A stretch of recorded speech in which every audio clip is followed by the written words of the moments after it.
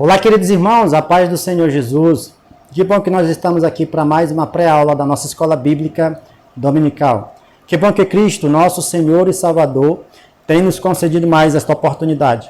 Eu sou o professor Márcio, membro da Assembleia de Deus aqui em Parauapebas, e nós publicamos aqui neste canal uma série de estudos bíblicos da classe de adultos e também da classe juvenis para a edificação do povo de Deus. Portanto, quero fazer um convite todo especial para você, que ainda não é inscrito, se inscreva, curta, compartilhe, deixe seus comentários. Ajude-nos a alcançar mais vidas através deste ensino tão precioso, que é o ensino da palavra do Senhor. Nesta oportunidade, nós iniciaremos o 4º trimestre da classe de adultos de 2021, a qual nós estaremos estudando sobre a vida do apóstolo Paulo. E nesta ocasião, nós iremos estudar aqui a lição número 1, com o tema O Mundo do Apóstolo Paulo. Quem era o apóstolo Paulo? Aonde o apóstolo Paulo nasceu? Qual é a sua origem? Quais foram as atitudes que o apóstolo Paulo teve? E por que o nosso Deus, Criador dos céus e da terra, escolhe este homem tão notável para ser um grande divisor de águas, fazer uma grande diferença no seu tempo? É o que nós vamos estudar melhor nesta lição deste dia. O textuário desta lição está em Atos, capítulo 9, versículo 15, que vai dizer: Diz-lhe, porém, o Senhor, vai, porque este é para mim um vaso escolhido para levar o meu nome diante dos gentios e dos reis e dos filhos de Israel. Nesta ocasião, Deus está falando do apóstolo Paulo, porque ele é um vaso de Deus, ele é um vaso escolhido de Deus para levar o evangelho aos gentios. E quem são os gentios? São todos aqueles que não têm nacionalidade judaica. Os gentios são todos aqueles que não têm a sua nacionalidade judaica. Ou seja, somos nós, é eu, é você, são os estrangeiros, né? É o brasileiro, é o alemão, é o americano, né? E é por causa do apóstolo Paulo, o evangelho saiu de dentro da nacionalidade judaica. Porque os apóstolos, eles acreditavam no seu tempo que o evangelho de Jesus era apenas para ser pregado apenas dentro da nação de Israel. E ele então fez com que este pensamento, né, sendo usado pelo próprio Deus, pelo próprio Senhor, ele então quebrou paradigmas do seu tempo e o evangelho pôde ser estendido por todas as nações deste planeta. A verdade prática vai dizer o seguinte: segundo a soberana vontade do Senhor, a vontade de Deus, segundo a soberana vontade, Deus usa as circunstâncias para fazer uma grande obra. Qual foi as circunstâncias que Deus utilizou nessa ocasião para fazer uma grande obra? Saulo de Tarso, melhor dizendo, era um perseguidor dos cristãos. Ele era um zeloso da lei, ele era um doutor da lei, ele conhecia todos os 613 preceitos e mandamentos que a lei do Senhor ordenara, e ele acreditava que estava fazendo certo. Quando surge, o movimento dos seguidores de Jesus Cristo, ele não acredita, ele não crê que Jesus Cristo é o Filho de Deus. Ele, como sendo judeu, não crê que Jesus Cristo é o Filho de Deus. Fica sabendo da sua história, da sua morte, da sua ressurreição, conhece o histórico de Jesus, estuda sobre Jesus Cristo, porém ele não acredita em seu coração. E incendiado de raiva, e de ira, achando que estava fazendo certo diante de Deus, persegue os cristãos. E Deus utiliza o quê? Utiliza destas circunstâncias adversas, porque o próprio Deus, o nosso Deus, ele é soberano, e ele está no controle de toda a situação. A sua soberana vontade está no controle de toda a situação. Tudo que acontece neste tempo, neste mundo, é porque Deus permitiu, está debaixo da sua soberana vontade, quer seja algo que é bom, quer seja algo que é ruim. Deus utiliza-se dessas circunstâncias para levantar homens e mulheres de Deus no seu tempo, para que o evangelho de Deus possa ser alcançado por mais pessoas. A nossa leitura bíblica em classe está em Atos capítulo 26, do versículo 1 até o versículo 7. Eu não vou ler aqui para os irmãos, para nós ganharmos tempo, né? Os objetivos específicos dessa lição.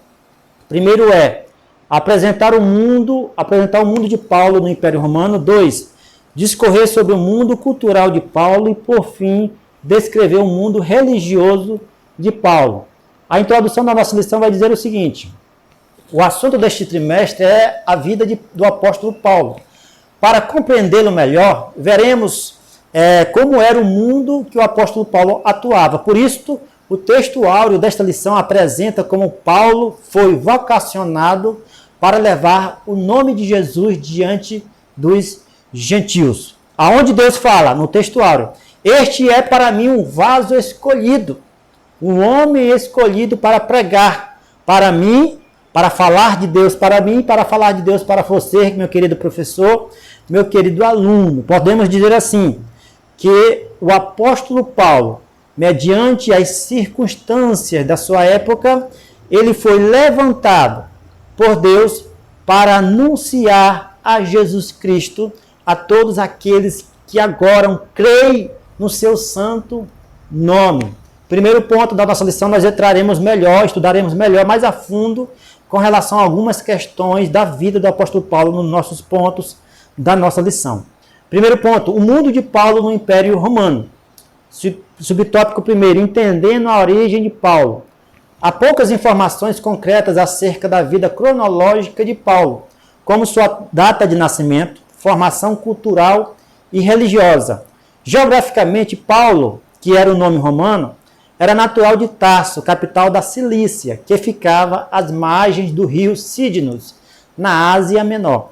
Sobre o seu nascimento não temos data precisa, talvez tenha ocorrido no ano 5 a.C. Dessa forma, quando nosso Senhor foi crucificado, Paulo poderia ter entre 30 e 35 anos de idade. Então nós vemos aqui, meus queridos irmãos, que segundo o nosso autor da nossa lição, Paulo, ele era contemporâneo de Jesus Cristo. Paulo, ele conhecia a história de Jesus Cristo. Paulo, ele sabia dos atos de Jesus Cristo, daquilo que Jesus Cristo teria praticado, teria feito, dos milagres e daquilo que Jesus Cristo anunciava, né? Segundo o pastor Elianai Cabral, que é o autor da nossa lição, ele fala que quando Jesus Cristo foi crucificado, o apóstolo Paulo deveria ter entre 30 e 35 anos de idade. Já era um homem maduro, porém incrédulo. Não conhecia, não reconhecia que o Senhor Jesus Cristo era o Filho de Deus enviado pelo próprio Deus. E esta circunstância, esta incredulidade em seu coração fez com que Deus agisse em prol da sua soberana vontade. Segundo ponto, subtópico, vai dizer a geografia do mundo de Paulo.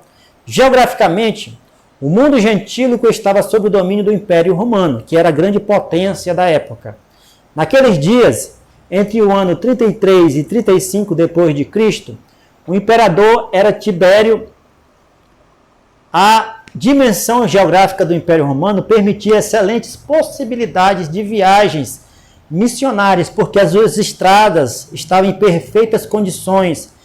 Como Tarso era uma região comercial e tinha um grande fluxo de mercadorias naquela região, e era um centro marítimo também, as cidades, né, as estradas estavam em perfeitas condições e havia várias embarcações, várias viagens marítimas, e isto possibilitou Paulo a fazer as suas viagens missionárias a outros povos, para que outros povos pudessem ser alcançados. Também, em Tarso, na época do apóstolo Paulo, né, os povos, a grande maioria, ou seja, podemos dizer assim que a totalidade da maioria dos povos ali eram politeístas. O que é politeísta? Eles acreditavam em várias divindades, eles tinham vários deuses. E isto também facilitou, possibilitou, né, o apóstolo Paulo a anunciar a Jesus Cristo. Porque na mente dos politeístas, eles poderiam pensar, não, é apenas mais um Deus para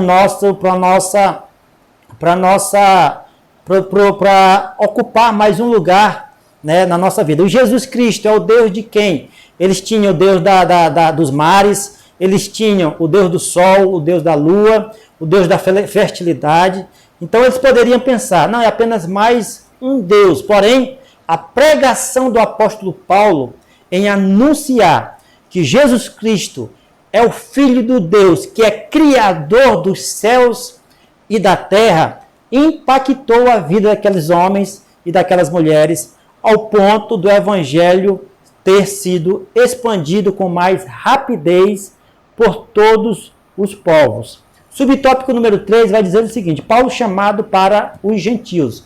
Atos 9 mostra que, em sua infinidade, sabedoria e presciência, Deus separou Paulo e o chamou a partir de uma experiência espiritual impressionante e bem diferente dos demais apóstolos para levar o nome de Jesus ao mundo gentílico, conforme Atos capítulo 9, versículo 15, que vai dizer: disse-lhe, porém, o Senhor, vai, porque este é para mim um vaso escolhido, que é a nossa leitura bíblica em classe. E a experiência que o apóstolo Paulo passa com Jesus Cristo é diferente, porque os apóstolos viram Jesus em carne, caminharam com Jesus Cristo, tiveram experiências, viram milagres que Jesus Cristo fez na terra. Porém, o apóstolo Paulo não conheceu, não passou a ter uma experiência vivencial, né, de vida com Jesus Cristo, caminhando com ele.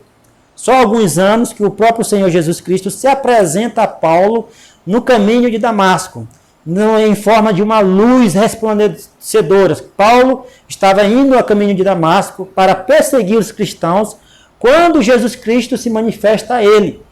E neste momento, Paulo pergunta: quem és tu, Senhor? E nós vemos aqui em Atos 9, versículo 6, o Senhor Jesus respondendo a Paulo. E disse o Senhor,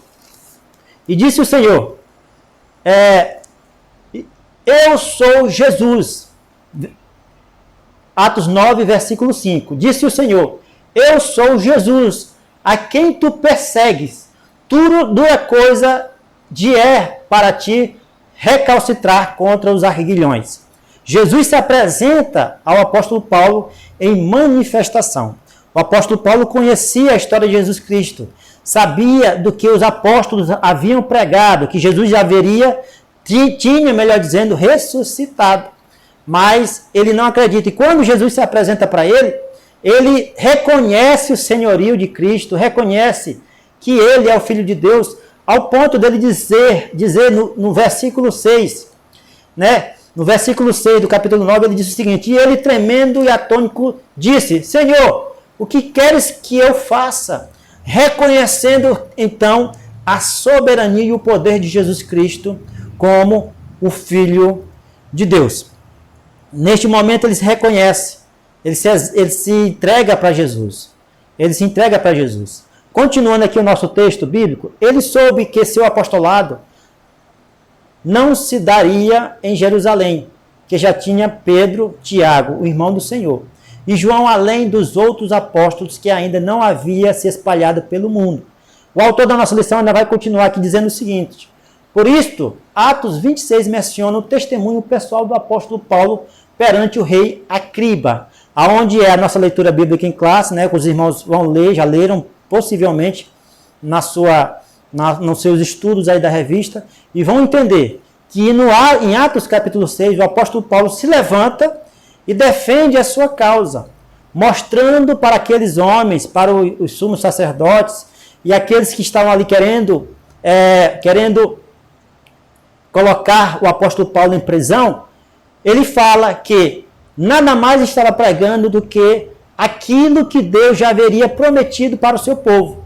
Que um dia ele enviaria o seu filho e que a promessa estava se cumprindo através do Filho Santo de Deus, que é Jesus Cristo. Ele se defende, né, de várias formas, de várias maneiras, e ele usa também a sua cidadania romana para que ele possa então também continuar a avançar e pregar o evangelho de Jesus para todo mundo.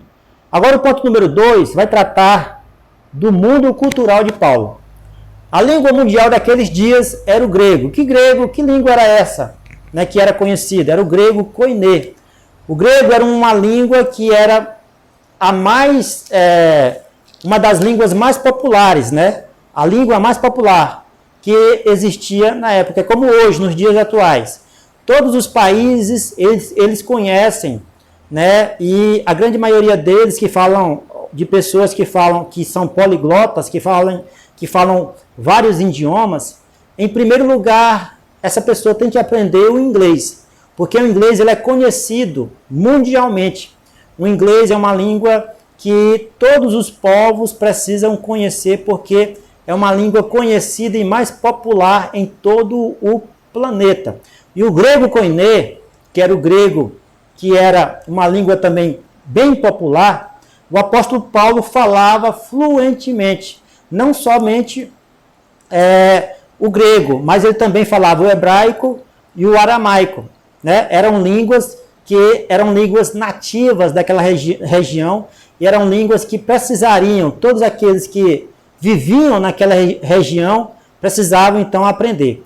Continuando aqui a nossa lição, vai dizer o seguinte: entretanto, apesar de a Palestina e todos os demais países do Médio Oriente estarem sob a autoridade do Império Romano, prevaleceu a língua do grego koiné, como eu falei para os irmãos, que é uma língua, né, que se tornou popular, possibilitada pela infraestrutura de comunicação do Império Romano. A grande potência naquela época era o Império Romano. E o Império Romano, ele colocou esta língua como se fosse uma língua que todos deveriam falar para poder haver uma comunicação transparente entre os povos, entre todos aqueles que estavam naquela região.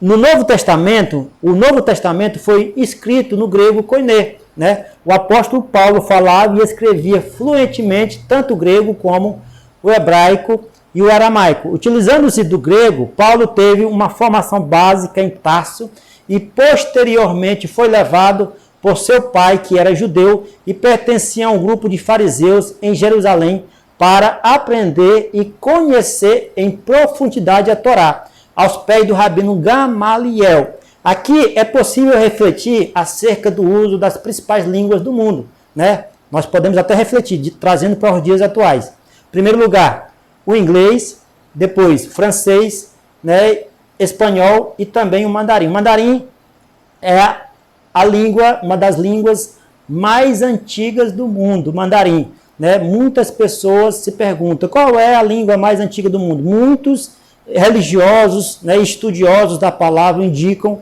o mandarim como a língua mais antiga do mundo. Porém, Paulo, ele conhecia todos esses idiomas, né? Ele sabia falar os idiomas da sua época, né, do seu tempo. Ele era fluente no meio de comunicação. Inclusive, na sua defesa, na nossa leitura bíblica em classe, nós vemos que ele utiliza-se da língua hebraica para poder se comunicar com os judeus, para que ele possa provar a sua cidadania judaica, né, que ele era filho de um rabino, né, filho de um fariseu, e que ele teria estudado aos pés, né, do rabino Gamaliel, que foi o seu principal ensinador da sua época. O segundo subtópico da nossa lição vai dizer o seguinte: o mundo cultural do apóstolo Paulo. O Império Romano respeitava a diversidade religiosa, desde que se respeitasse os deuses do império. Olha só a situação que o apóstolo Paulo estava. Ele iria falar de Jesus para outro povo, né? O Império Romano respeitava toda a diversidade, né, religiosa, todas as outras divindades que os outros povos pregavam, né? Porém, não poderia haver desrespeito com as divindades dos povos alheios. E quando o apóstolo Paulo começa a pregar que Jesus Cristo é o Filho do Deus, Criador dos céus e da terra, e ele começa a falar que só há um meio, né? Um intermediador, conforme 2 Timóteo 2,5, né? Um intermediador entre Deus e os homens, que é Jesus Cristo homem, começa a confrontar, né, as outras divindades e começa a criar aquele alvoroço. Por este motivo, ele passou de ser perseguidor para ser perseguido, né? Para ser perseguido. Os outros povos não aceitavam que, né, as suas divindades não tinham nenhum poder, conforme o apóstolo Paulo dizia, e não tinham poder de aproximar as pessoas a Deus. Somente Jesus Cristo, somente o Senhor Jesus. É o que ele disse, por exemplo, em João 14, versículo 6, que ele é o caminho, ele é a verdade e ele é a vida. E ninguém poderia ir ao Pai, ninguém vem ao Pai, é o que ele diz, Jesus Cristo falando, ninguém vem ao Pai a não ser por mim. Quem são essas divindades que existiam, né, no mundo cultural do apóstolo Paulo? As divindades que nós vamos ver aqui são, como por exemplo, as gregas são Eleusis, Dionísio e Átis, que se integravam como divindades egípcias, né? Também Osíris, Ísis e Serafins, que eram divindades que eram egípcias, né? E as gregas são Eleusis, Dionísio e Átis. As divindades orientais, Mitras, né? Que orientais são as Mitras e Eclépio, né? Uma divindade de cura, né? Então nós vemos aqui que existia várias divindades, né? E que o apóstolo Paulo ele deveria tomar cuidado, né? Em anunciar Jesus Cristo sem ofender estas divindades. Temos também ainda outras divindades que nós vemos aqui no livro, principalmente no livro de Éfeso, quando vai tratar principalmente da deusa Diana, onde a deusa Diana tinha um templo de adoração que era conhecido como uma das 7 maravilhas do mundo, no mundo antigo, era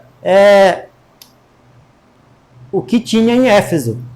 A deusa Diana, que era a deusa da fertilidade. Tinha também outros deuses, que era Artemis e outras mais, conforme o nosso autor fala aqui da nossa lição. Isto cabe, meus queridos professores, meus queridos alunos, uma pesquisa mais aprofundada para apresentar essas divindades, né, a qual o povo acreditava neste tempo.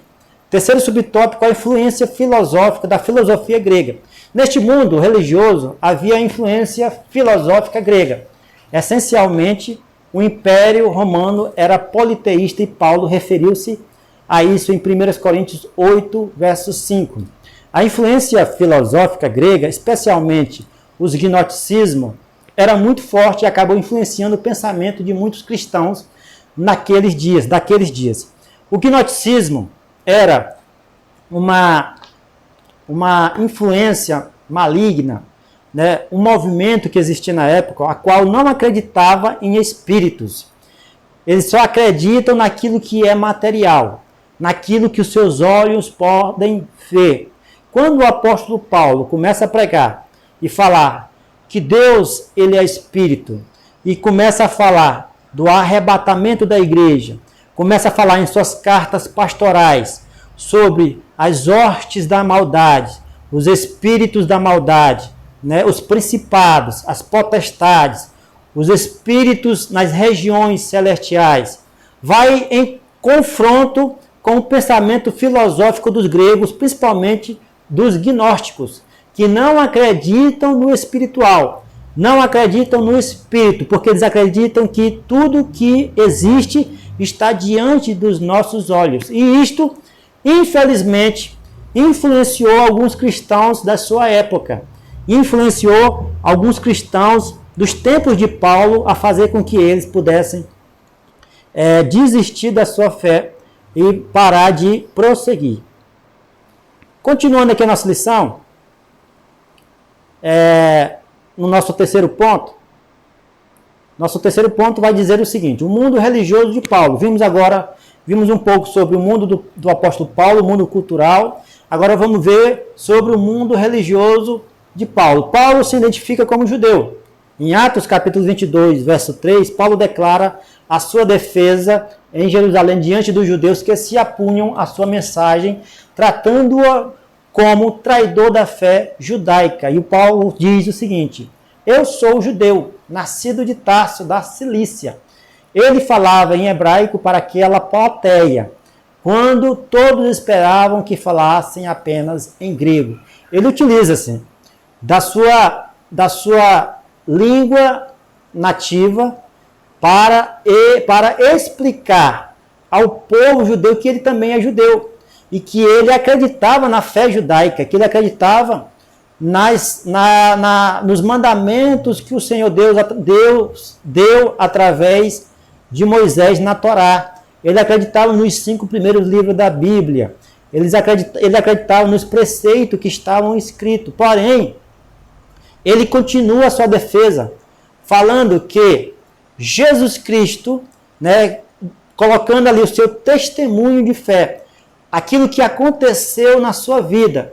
Ele conta a história de como Jesus Cristo se apresentou a ele no caminho de Damasco e fala das grandezas que o Senhor tem feito para com a sua vida, através do sacerdote Ananias, que orou por ele e ele passou a enxergar. Fala dos milagres que aconteceu no seu ministério, até mesmo os apóstolos, eles ficam meio receosos no início de receber o apóstolo Paulo. Porém, no final das contas, com a sua vida sofrida por amor ao Evangelho, eles aceitam o apóstolo Paulo, e o apóstolo Paulo então começa a ajudar os discípulos, os apóstolos, na sua caminhada de fé cristã, e anunciar, pregar o Evangelho também a outros povos. Segundo o subtópico, Paulo foi criado dentro da fé judaica. A circuncisão foi uma lei obedecida pelos pais de Paulo, que circuncidaram ao 8º dia de nascido, que o circuncidaram aos 8º dias de nascido, conforme Filipenses 3:5. Uma vez que os judeus valorizavam muito as genealogias, o apóstolo se declarou da tribo de Benjamim. Dentro da fé judaica, Paulo se tornou um defensor ardoroso da Torá, ou seja, os 5 primeiros livros da Bíblia, que são Gênesis, Êxodo, Levítico, Deuteronômio e Número. Esses 5 primeiros livros da Bíblia fazem parte da Torá judaica, aonde Paulo conhecia com bastante profundidade estes aspectos. Ele era um religioso extremamente zeloso, no sentido de cumprir piamente a lei de Moisés, conforme Gálatas capítulo 1, versículo 14. O apóstolo deu testemunho de que havia sido instruído no conhecimento da Torá desde a sua meninice aos pés do rabino Gamaliel, pois conhecia tudo de ritos, leis e regras que regiam o santuário em Israel. Por este motivo é que Deus enxergou, podemos até dizer assim, na vida do apóstolo Paulo, que era extremamente zeloso pela lei, que ele poderia também ser extremamente zeloso pela prática da pregação do Evangelho. Deus utilizou-se do temperamento do apóstolo Paulo para utilizar esse mesmo temperamento para a pregação do Evangelho, para que outras pessoas pudessem conhecer a Jesus Cristo, para que outras pessoas, através deste temperamento, da estratégia, do conhecimento,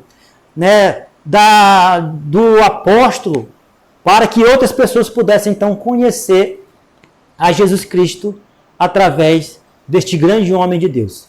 Terceiro subtópico, o mundo palco da mensagem de Paulo ao povo gentílico. O mundo